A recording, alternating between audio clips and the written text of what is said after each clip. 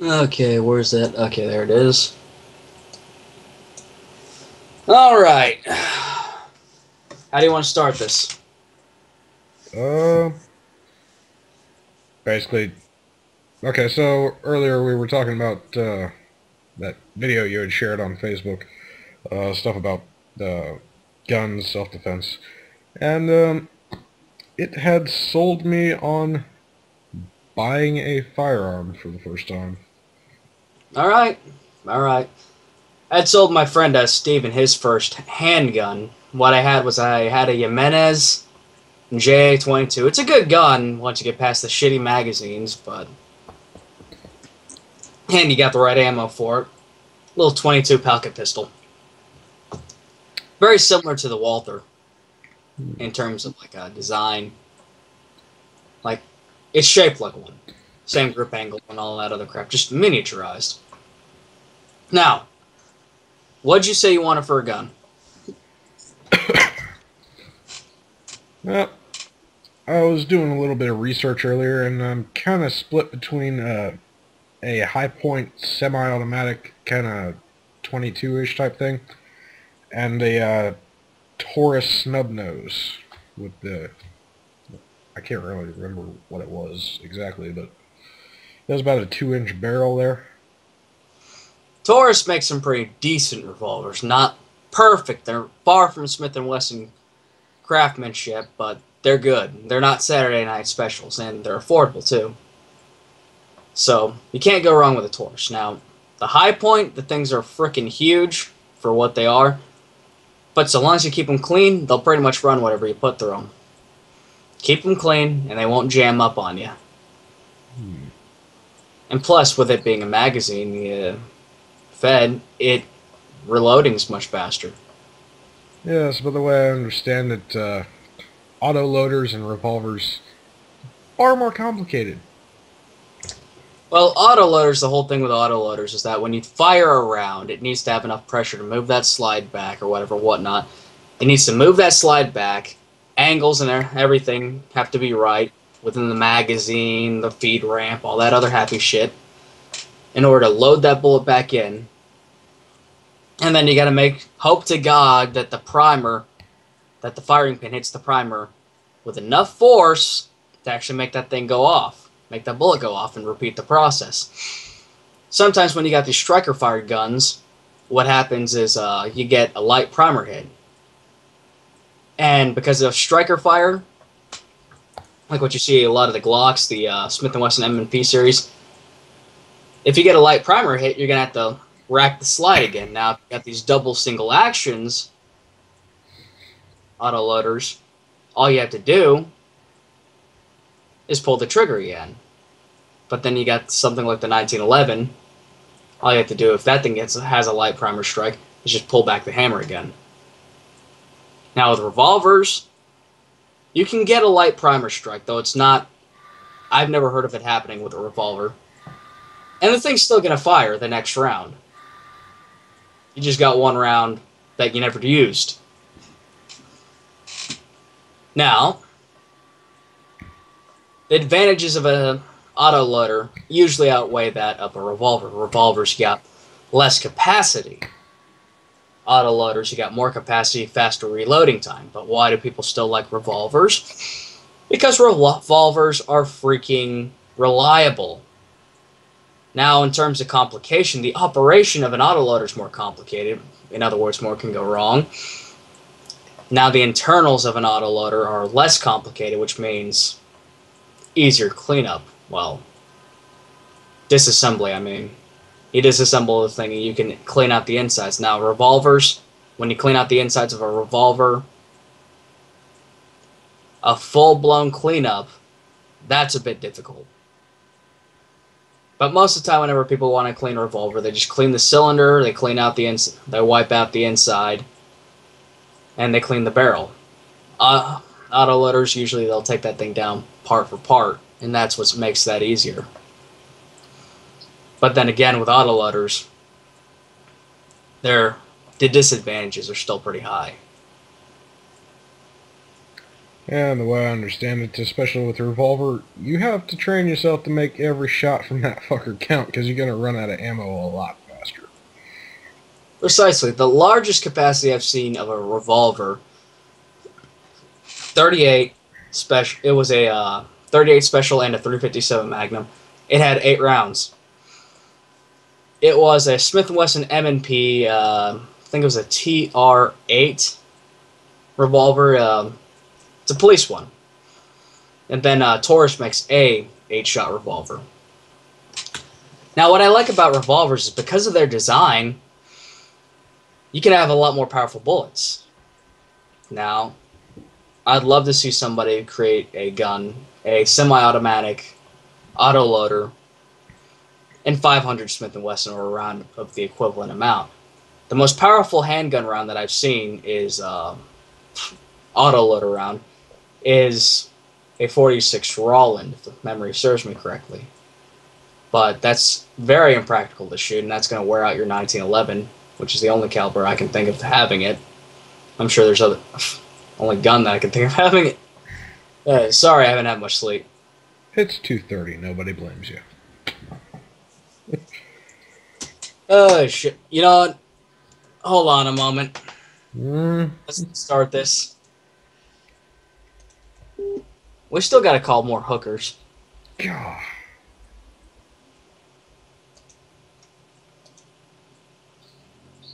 I'm just recording this in one large chunk, and I'm going to email the file to myself later and just edit it down.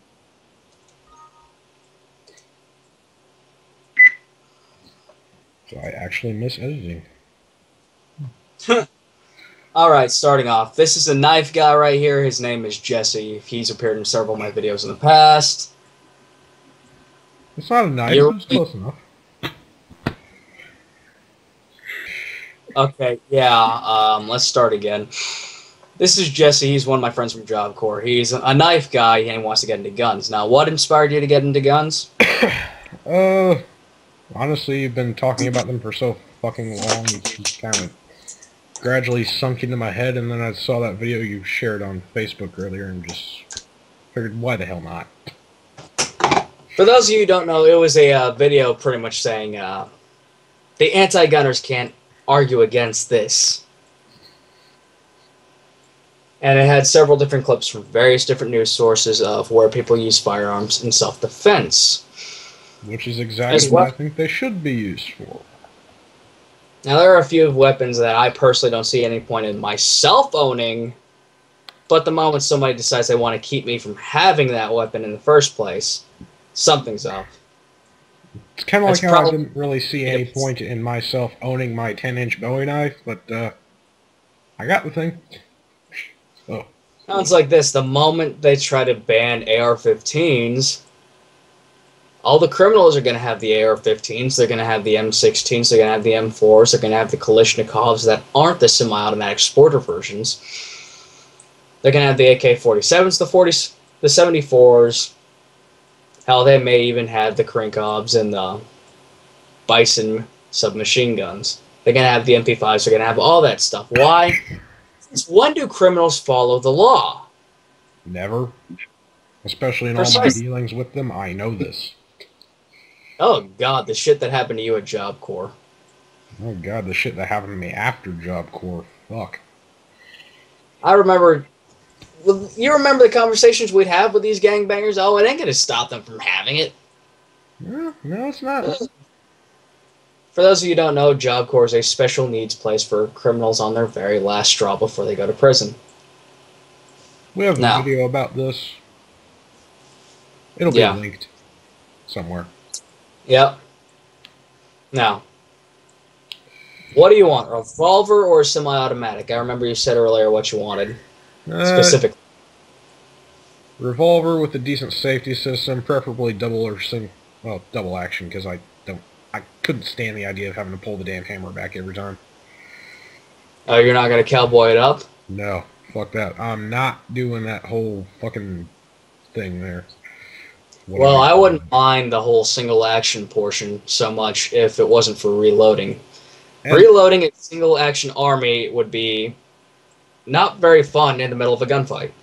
Not to mention with single action, I figured you'd lose your sight picture way too much. Well, if you go, like, pull the thing back up like that, but if you use your thumb to cock the hammer repeatedly, you wouldn't lose your sight picture all that badly. And plus, in a self-defense situation, usually they're within, what is it, like 15 feet, 20 feet? Yeah, somewhere in there. Around that distance, precision aiming, unless they got a hostage, you really don't have to worry about. No, that's a rare occasion.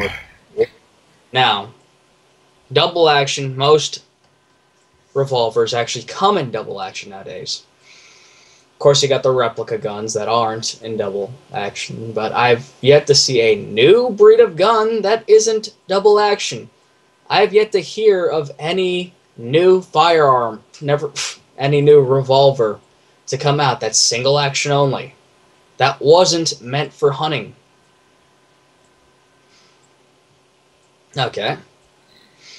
That being said, you want to talk about safety systems.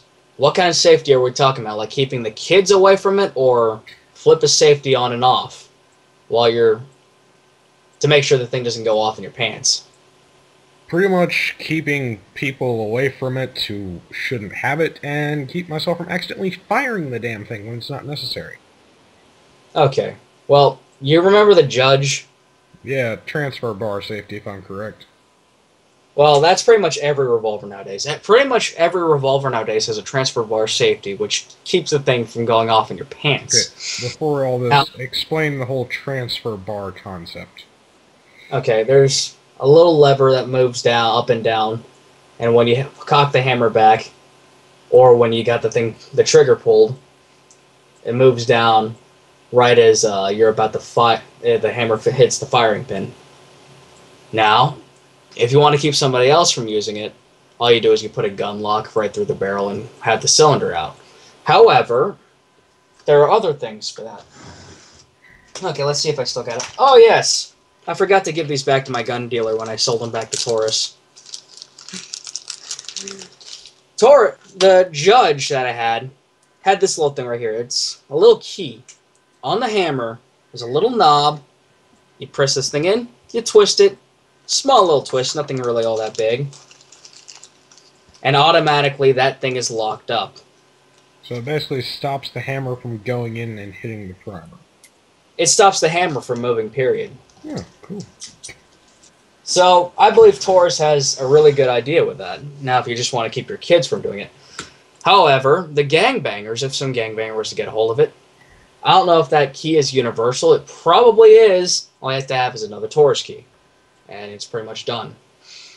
However, if he can't get a hold of one, well, a lot of the times, like, let's say the UK, for example, their gun offenses have gone up. But the murder rate's gone down. Now, why is that? Well, no one has to pull the trigger. So you think about that. Gangbanger takes your gun, goes in, points it at a shop clerk, doesn't intend to shoot anyone because he doesn't have to. Gets his money, walks away. Okay, any other? I think it'd probably be unloaded and they would never know. But that's completely off topic. Well, he killed on cylinder and not see any shiny things. But most of the time they'd be looking down the barrel, and that would be their main focal point for fear. Mm-hmm. Now, what else? Oh, let's see. Concealed carry options. In the waistband holsters, stuff like that. In the waistband holsters are the most concealed. Without a doubt. I've been able to conceal and carry that Polish P64 that I've shown you, the Makarov, and inside the waistband holster without anything covering it. I mean, just this little polo shirt that I got right here, that was enough to conceal and carry that thing, and nobody know that I had the damn thing. It's just why I love in the waistband holster. The clothes I wear all the time. That'd probably be more than sufficient for it, because mostly loose and baggy. Besides, you can carry you could probably with the stuff that you wear, you could probably in the waistband holster a Desert Eagle. But then again, because you're always wearing a hoodie, you could shoulder holster that thing. which is the second most concealable option right there, because Indiana's weather can tend to be cold at times. That's an understatement. It's fucking 16 degrees outside right now. Yes, I said before. That's putting it mildly. Chances are you're always going to be having some kind of jacket or something like that on, so you can carry a Desert Eagle in a shoulder holster, and you can conceal that shit. Now, I use the Desert Eagle as an example because everyone knows that the gun is freaking huge. I can't think of anything else around that size other than Smith & Wesson 500. It's also not really practical because the damn thing will kill your wrist. Smith & Wesson 500 would kill your wrist. I don't know about the Desert Eagle. I've never shot one. I don't care to. 50 caliber round? Yeah, no, Desert Eagle, the 50 Action Express is actually much weaker than the 50 Smith & Wesson. 50 Smith & Wesson. It was either the 50 or the 40, and I was thinking about more. As I know it comes chambered in 40 as well. 40 Smith & Wesson is what the cops carry all over the place. Yeah. That's what the TSA, Homeland Security, just ordered, like, what was it? A couple billion? Now, before I continue off with that, I don't believe that whole conspiracy that it's meant to fight the American people. I think they're doing what a lot of other countries will do, and stockpiling for use over time. They probably bought them in little tins, and they're probably putting them off in storehouses where they won't be touched until, I don't know, 30, 40 years when they decide that they're going to sell them off as surplus. Or World War III, whichever one comes first. Well, in the case of World War III, well, the military uses the 9mm. Aside from the Marines, they have 1911s now, which I think was a wonderful decision, and 45 ACP. Though they should have gone with a slim-gripped, wide-body version, in my opinion. But no, they wanted to keep it all American and get the Colt single-stack. Now, since we're talking about the 1911, let's talk about autoloaders. Autoloaders, you can reload faster. You have more capacity. So why would an autoloader not be the obvious choice over a revolver? Well, revolvers tend to be a bit more reliable. Autoloaders, you have to clean the thing a lot more. A revolver, you can set the damn thing on your shelf, and you'll never have to worry about the springs losing tension or whatever and whatnot. Autoloaders, you have to worry about the springs losing their tension. If you fully load a magazine and you keep it on the shelf for a year, then you buy another magazine of the same type, assuming that they've never changed their formula for the springs or manufacturer for the springs or whatever and whatnot. You take out the spring for the gun that was for the magazine that was used in the gun that was loaded for a year straight. It'll be much shorter than the one that has not been used for a year straight. That's why when I finally get this 1911 fully built, I'm going to download all my magazines by one. Instead of having 7 shots, I'm going to have 6 in the mag. But I was actually... Mag, 1 in the chamber. There you go. Yep. Just a little bit of increased reliability. Oh yeah, by the way, I'm building a 1911 out of Caspian and Ed Brown parts. 2 really, really awesome companies.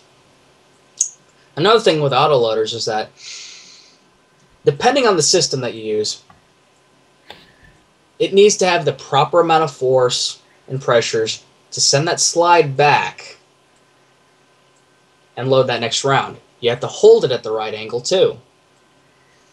Otherwise, if you limp wrist it, sometimes that'll cause a malfunction. I've had 2 malfunctions with my Stoeger Cougar, both of which were my fault. Is the first 9mm, and I was just limp wristing it because I was trying to get used to actually knowing how to operate the firearm proficiently. Now, you do that with a lot of firearms, it's going to jam up. I mean, other firearms have a really awesome reputation for not jamming. Example, the Glock.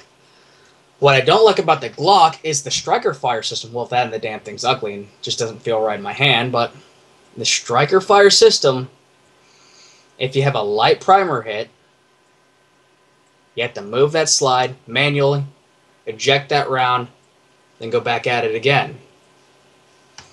Now you have a double single action trigger like you got in a Beretta, my Stoker Cougar.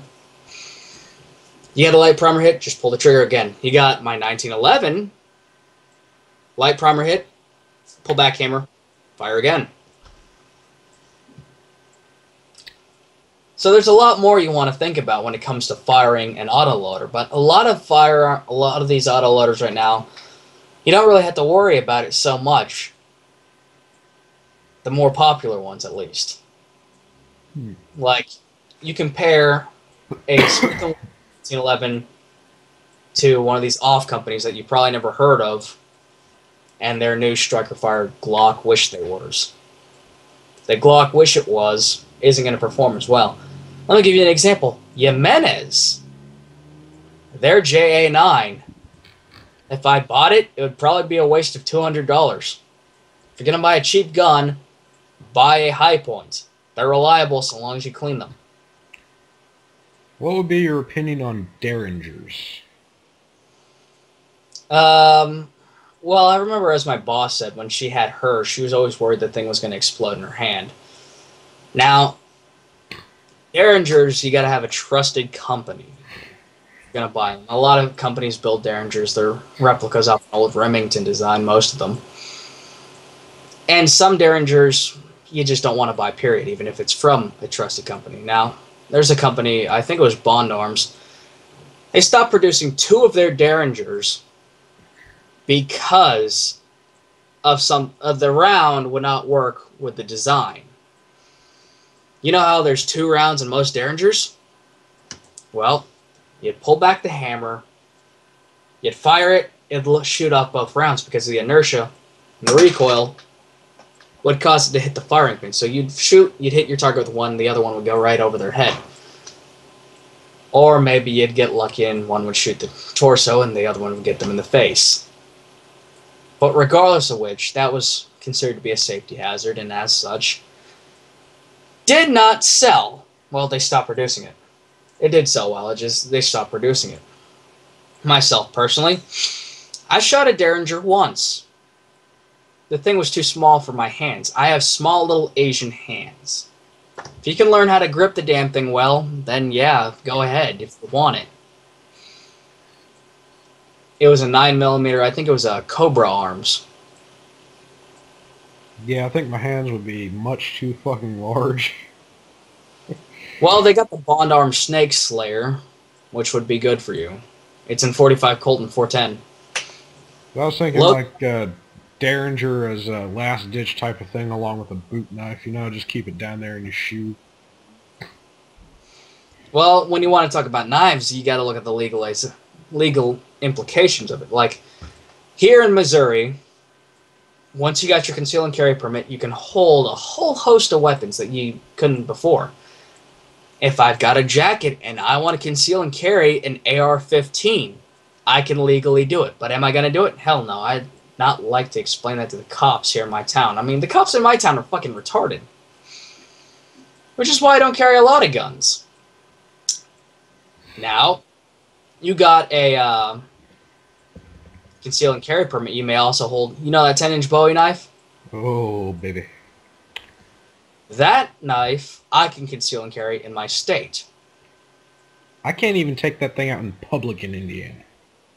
I know. To stay inside at all times. Unless you're transporting it, obviously. Yeah. I'd like to know the laws in Missouri about balisong knives. I have my conceal and carry permit. I'd like to have a balisong knife. I've been concealing and carrying smaller-ish knives for I don't know how fucking long, and no cops have ever given me any shit for it. So. Because of legalization. It is legal to carry those small things in most cases. I mean, I've even concealed my smaller fixed blade there through like 6 different counties. No one said a thing. The thing's about maybe 8 inches long. Another thing is that they might have not seen it. Now, there's a guy by the name of Yankee Marshall here on YouTube. If you're a fan of the gun community, you've probably seen a video or two of this guy.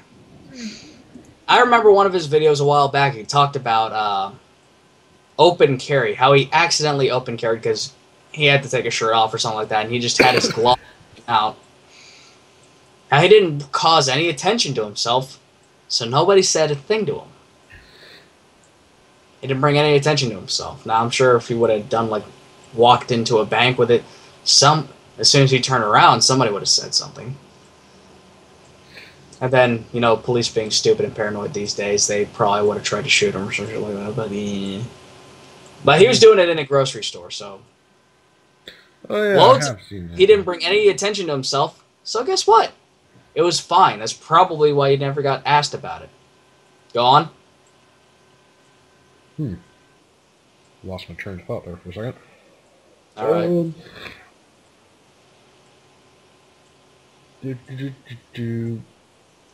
What do you think would be well, the pros and cons of a handgun for home defense versus your standard pump-action 12-gauge? Well, a handgun, they're obviously going to be more you're going to be able to manipulate the thing a lot easier. Standard pump-action 12-gauge, well, you know what? Any type of shotgun. Moving that thing in around corners in your home, the type of ammo you use. Now, you shoot buckshot, it may go through the wall. And you may hit a person that you don't want to hit. However, it gets the point across.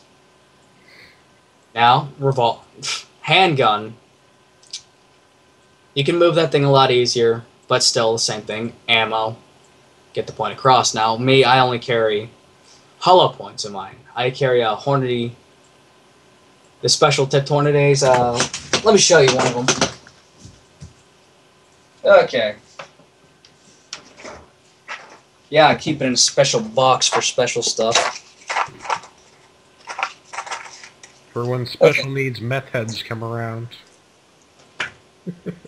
That's horrible. See how it's got that red tip there? Yeah, hollow point. Yeah.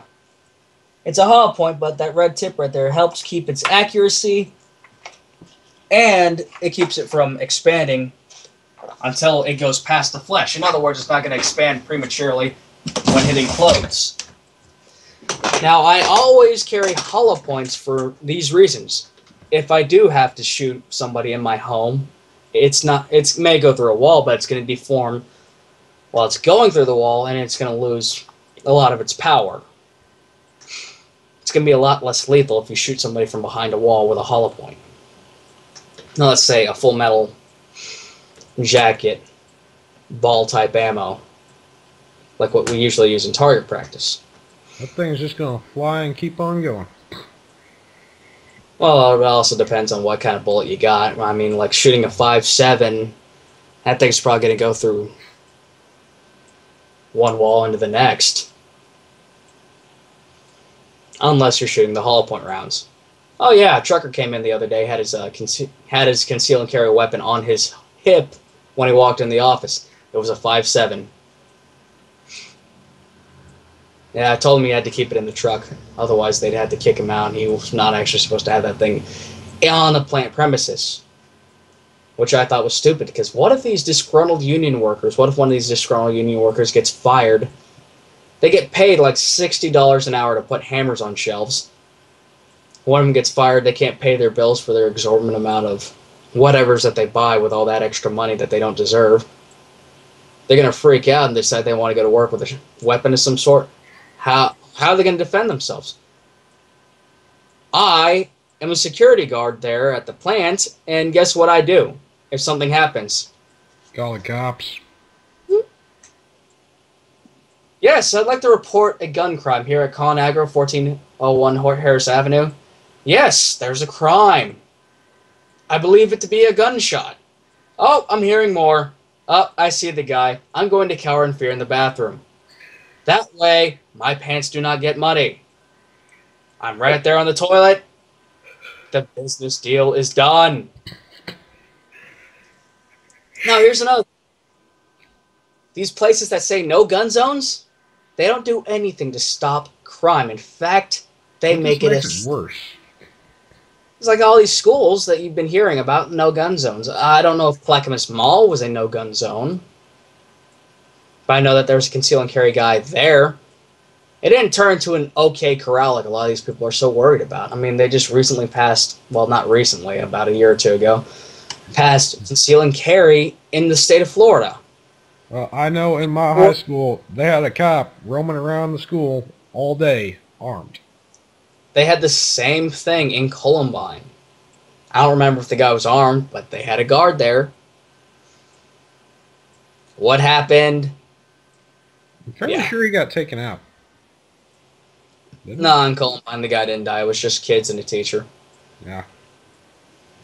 You make a no-gun zone, all that's ever going to happen is that's going to make people victims. So you got to think about whether or not you're actually going to conceal and carry in these no-gun zones. If you do conceal and carry in these no-gun zones, and I'm not advocating breaking the law here. I mean, this decision's up to you. Most of the time, the worst that they can do is just ask you politely to leave because it's private property.